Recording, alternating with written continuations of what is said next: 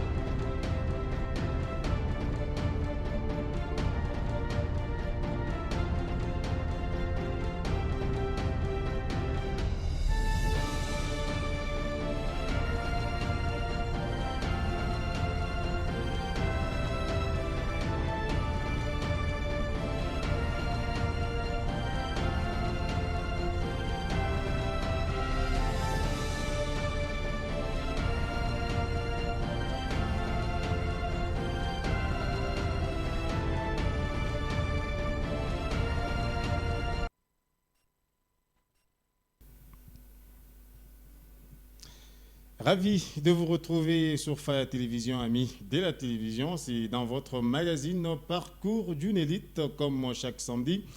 Nous sommes de retour sur Faya Télévision. Merci de nous choisir parmi tant d'autres.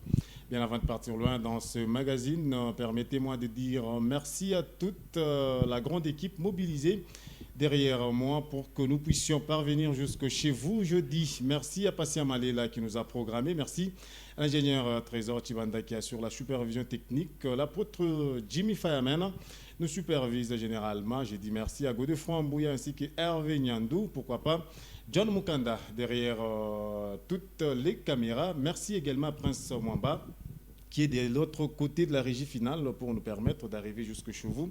Parcours d'une élite reçoit différentes personnalités. Le mois de mars est dédié à la femme. C'est comme ça que nous avons respecté cet état de choses. Sur ces plateaux avec moi, l'élite des séjours, c'est une femme, elle s'appelle Madame Nathalie Kadoni. Avec elle, nous allons devoir échanger sur son parcours, qu'est-ce qu'elle est, qu'est-ce qu'elle fait, qu'est-ce qu'elle prévoit de faire. Ça a toujours été de ça que nous parlons dans cette émission. Merci d'être avec nous sur ces plateaux avec mon invité, Madame Nathalie Kadoni. Bonjour, bon après-midi.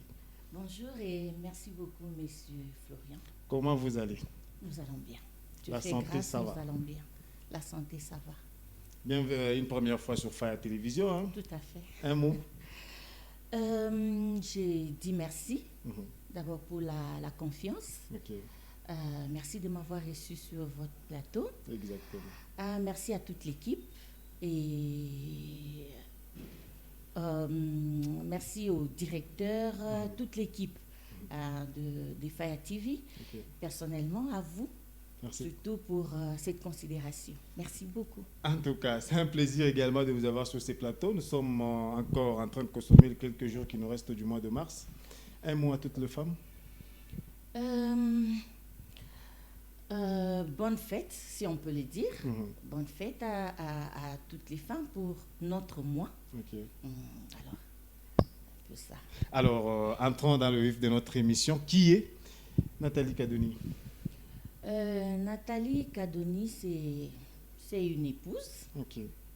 C'est une mère de 3 enfants. Elle est assistante à l'université de Lubumbashi et médecin en spécialisation au département de pédiatrie. En gros, c'est ça, Madame Nathalie Kadoni. Waouh! Alors, si vous venez de prendre diffusion en cours, vous êtes bel et bien dans le parcours d'une élite. Nous venons de commencer et je vous représente notre invité de ce jour en rapport avec le mois de la femme. Bien sûr, nous avons jeté dévolu sur Madame Nathalie Kadoni, avec qui nous sommes en train de parler sur son parcours dans cette émission. Alors, vous avez fait la médecine en tant qu'étude universitaire. Est-ce que vous vous attendiez à sortir enseignante ou professeure, assistante, et ainsi de suite? Oui, hein, c'était mes projets il y a longtemps. Ok. Donc, j'ai grandi un peu dans ces milieux-là, avec peut-être cet avantage-là, un papa déjà professeur à l'université. Tout à fait. Donc, j'ai grandi pratiquement dans cette ambiance-là de l'université. Alors, avec son aide, sa vision et les orientations de mon père, qui est le professeur Kadoni, alors j'avais déjà cette vision-là d'être médecin, enseignante. Donc, il était un modèle pour moi. Alors, j'ai tracé un peu mes pas, mon avenir, en les projetant devant moi. Donc, il était comme un miroir pour moi. Un modèle. Oui, un modèle. Bien que lui n'est pas dans la même filière que moi, mais déjà être enseignant, c'est un métier noble. Hein? C'est quelque chose que j'aimais. À l'université, en plus, à la faculté de médecine, c'est facile pour une femme? Dire que c'est facile, c'est trop fort, c'est trop dire. Ce n'est pas aussi facile. Hein. En tant que femme, on a beaucoup de responsabilités, beaucoup de charges. On est épouse, on est mère. Être enseignante en même temps, dire que c'est facile, non, ce n'est pas facile.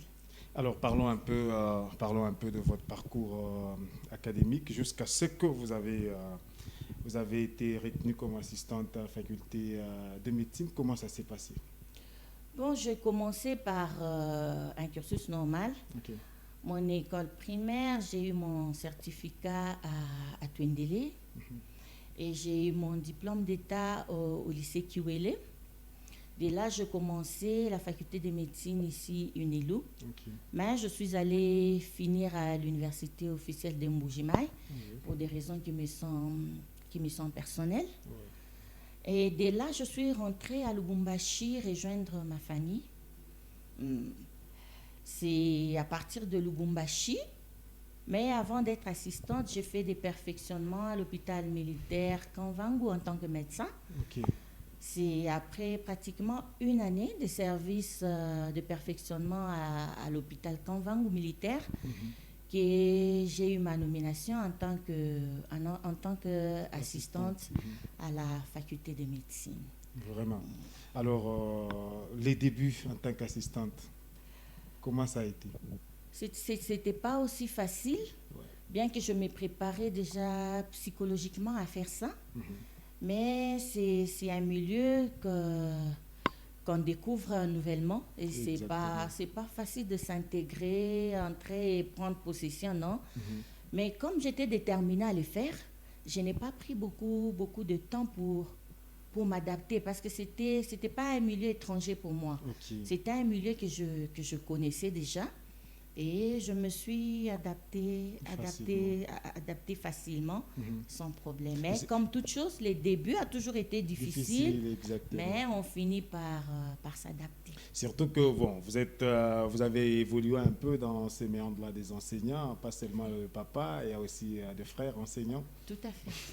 Tout à fait.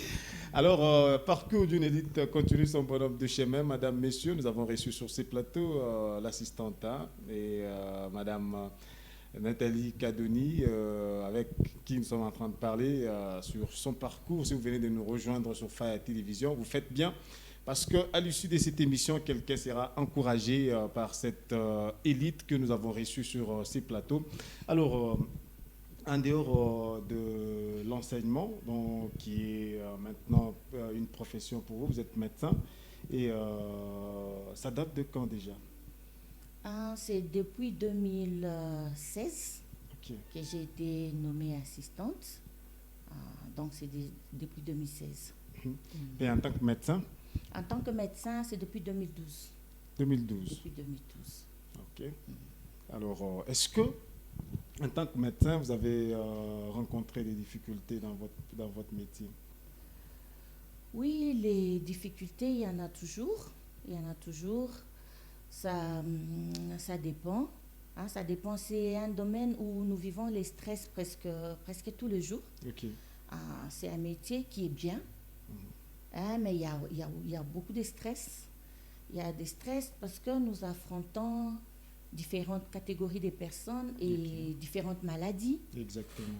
Alors nous vivons ces stress-là tous les jours. Il y a des malades qui sortent vivants, il y a d'autres qui meurent. Alors c'est pas facile, ce n'est pas qu'on est habitué de voir les malades mourir. Surtout que je suis en pédiatrie pour le tout petit là. Exactement. Le stress est permanent. Quand il nous quitte, bon, ça... En tout cas, c'est très compliqué. Hein?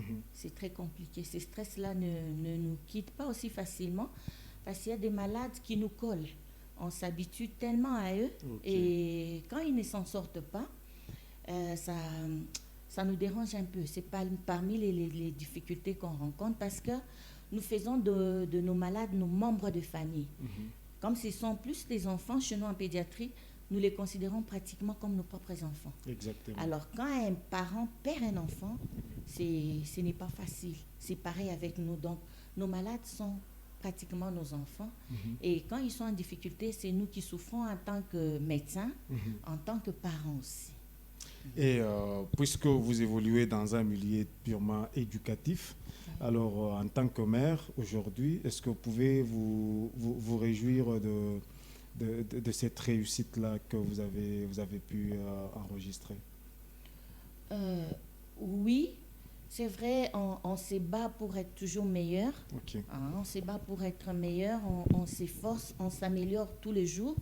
Ça veut dire qu'on étudie tous les jours, on apprend tous les jours. Au niveau où nous sommes, on a quand même ce sentiment de satisfaction. Parce que, personnellement, je me retrouve en train de faire, par la grâce de Dieu, bien sûr, ce que je voulais faire dans la vie. C'est vraiment un sentiment de joie pour moi, de faire un peu ce que je voulais. Mais on n'est pas encore arrivé. Avec l'aide du Seigneur, avec la grâce, nous irons encore plus loin parce que les projets sont là. Je me suis présentée en tant qu'assistante. Le parcours est encore très long. Il faut être chef des travaux, il faut aspirer à être professeur. Docteur, donc, ainsi de suite. Il y a encore du travail à faire. Alors, nous allons laisser un peu l'enseignement et toucher d'autres aspects dans lesquels vous vous retrouvez. Il n'y a pas que l'enseignement. Vous vous êtes présenté aux dernières élections en tant que candidate. On a appris ça dans les coulisses. Alors, comment ça s'est passé d'abord? Oui, j'ai été aussi candidate députée nationale pour ces élections. À vrai dire, comme j'ai dit toujours, j'ai été inspirée des gens. J'ai grandi pratiquement, comme je vous ai dit, dans un milieu où le papa est professeur, il enseigne politique. Quelques frères aussi sont dans la politique. Alors, dans leur débat, on s'intéressait un peu à ce qu'ils faisaient et nous sommes entrés aussi dans cette logique aussi. On dit que c'est pas mal. On est dans un pays, si on ne s'occupe pas de la politique, elle va s'occuper de nous. Exactement. Alors on s'est aussi intéressé. On est femmes. Si on a été capable d'étudier, de faire ce qu'on voulait, alors pourquoi ne pas exploiter aussi ces côtés politiques? Alors on s'est lancé. Donc je me suis... j'ai intégré un parti politique il y a 1 année et demie pratiquement, parce que c'était un jeune parti, le parti DCC, Démocrates Chrétiens pour le Congo, dirigé par son Excellence André Elite Asebea. Alors j'ai intégré le parti et comme ça coïncidé avec les élections qui approchaient. Alors on s'est dit, ce n'est pas mal, on peut aussi tenter de faire la politique de ce côté-là en tant que député national. Alors, comment avez-vous géré ces basculements-là dans la politique? Bon, j'ai dit, tout était question de préparation. il y a des choses qui arrivaient qu'on ne comprenait pas. Moi, je me dis, la vie, c'est un processus. Hein. Ok. Rien n'arrive au hasard. Rien n'arrive au hasard. Comme j'avais dit, j'étais déjà dans ces milieux-là, avec cette ambiance-là. Alors, l'intégration n'était pas vraiment... c'était pas vraiment très difficile.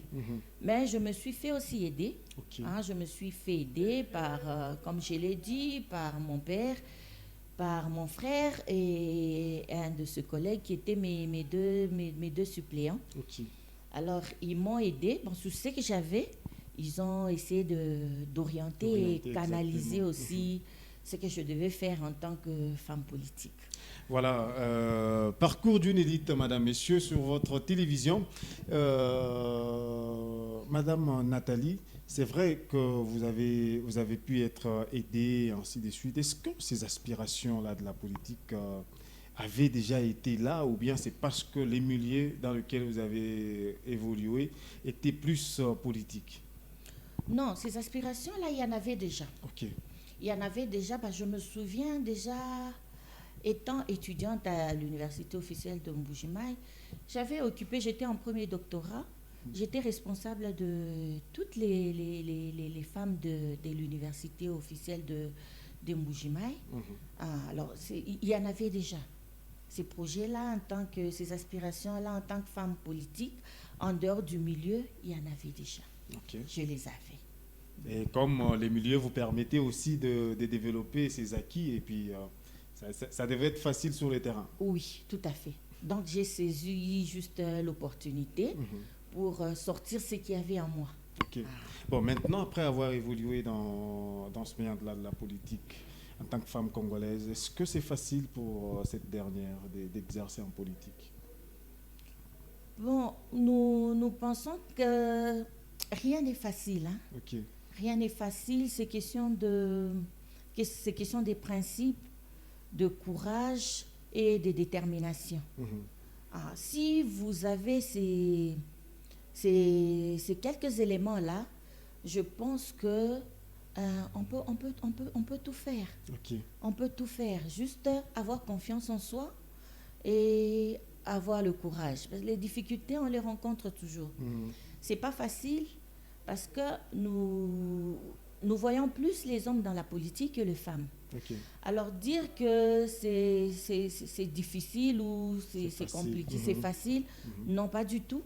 Mais il faut seulement du courage et essayer de sortir de la mêlée et ça va donner de bons résultats. Alors, puisque vous avez touché ces points-là importants entre les hommes et les femmes, alors au dernier résultat qui nous a été donné par la CENI, c'est toujours les hommes qui priment au détriment des femmes. Qu'est-ce que, selon vous, qui n'avait pas marché du côté femmes pour qu'on rehausse un peu ces taux de participation là dans les institutions?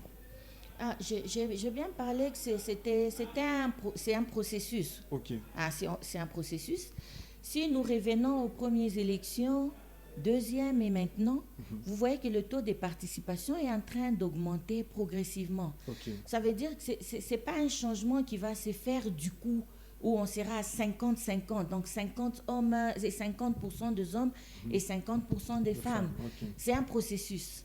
Petit à petit, je pense qu'en 2028, vous allez voir que les taux de participation va encore plus augmenter que 2023, parce que la sensibilisation est là et on voit que on est en train d'évoluer petit à petit. Je pense qu'à un certain moment, on arrivera même à 80 de femmes et 30 hommes, on ne sait jamais. C'est un processus. Okay. Ça arrivera 50-50. Ça peut prendre tout le temps que ça peut prendre, mais nous voyons déjà que les femmes s'élancent dans la politique. Et pour moi, c'est positif. Hein? Okay. C'est vraiment positif. Dire que non, les femmes, nous ne sommes pas vraiment représentées. Pour moi, il y a de l'évolution. Okay. Il y a quand même de l'évolution. Alors, nous disons merci à John Mukanda derrière les caméras. Merci également à Prince Mwamba qui est de l'autre côté de la régie finale, pourquoi pas au général Patient Malela qui nous a programmé. Je dis merci à toute cette grande équipe qui nous accompagne. Godefroy Mbouya, Hervé Nyandou, ingénieur Trésor Chibanda, Douciel Bimouloko à la production, la Jimmy Faya qui assure la supervision générale de cette émission. Madame, Messieurs, nous poursuivons en train d'échuter, bien sûr, petit à petit avec ces magazines. Si vous venez de nous rejoindre, nous avons reçu sur ce plateau une femme, hein, bien sûr, en allant vers la fin du mois de mars, dédiée à celle-ci. Alors, nous allons un peu toucher un peu cet aspect purement féminin parce que vous allez vous rendre compte que le 8 mars, nous l'avons en plus passé en pensant ou en mettant une pensée aux femmes de l'Est de la RDC. Pour vous, ça vous fait quoi de voir de femmes congolaises meurtries à l'Est de la RDC? C'est vraiment une situation triste en tant que femme. Aucune femme ne voudrait être traitée ainsi ou subir ce que les femmes sont en train de subir de l'autre côté à l'Est. C'est vraiment triste, mais nous sommes des cœurs avec toutes ces femmes-là.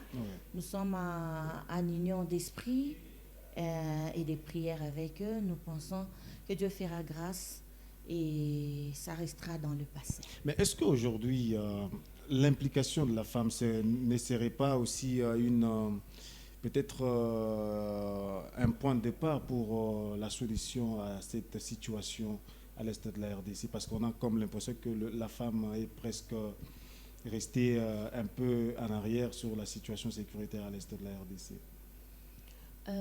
C'est comme je l'ai dit avant, la femme...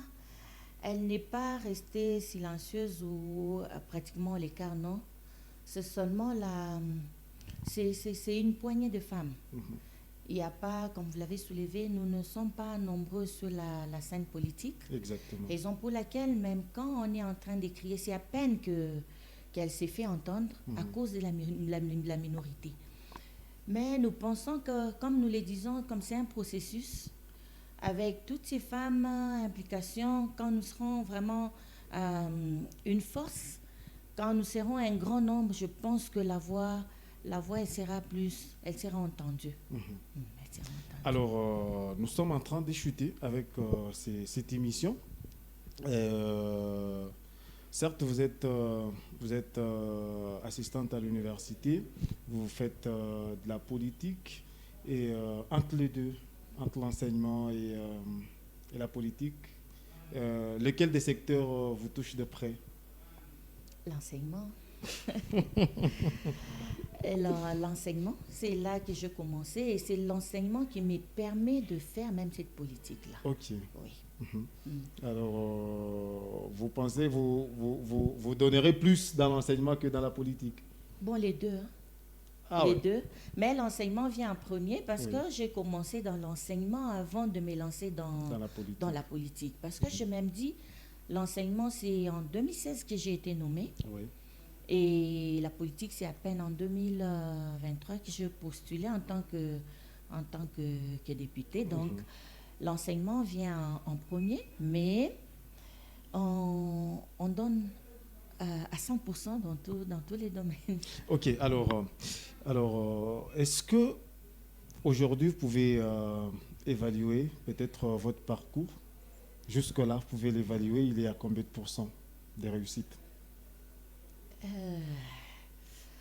Évaluer.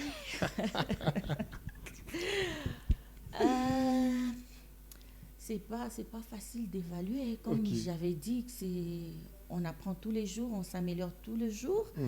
Je ne suis qu'assistante, donc le parcours est encore très long. Donc, je suis à 50%. À 50%. Oui. Allez, madame, messieurs, c'est comme ça dans le parcours d'une élite. Si vous venez de nous rejoindre, vous êtes sur Faya Télévision. Alors, madame Nathalie, est-ce que un mot peut-être à toutes les jeunes filles, à toutes les femmes qui vous regardent aujourd'hui sur Faya Télévision, qui ont des projets peut-être comme le vôtre, qui cherchent certaines peut-être à aller aussi en médecine, mais elles sont freinées quelque part à 8 ans, c'est trop, et ainsi de suite. Un mot à toutes ces femmes-là qui vous ont regardé aujourd'hui. S'il faut que je m'adresse à toutes les femmes, Je vais juste leur demander d'avoir le courage et la détermination. Rien n'est facile, mais avec le courage et la détermination, on y arrive. Surtout, il faut avoir confiance en soi-même. Avoir confiance en soi-même. Quand vous avez confiance en vous-même, vous n'avez pas à regarder de gauche à droite.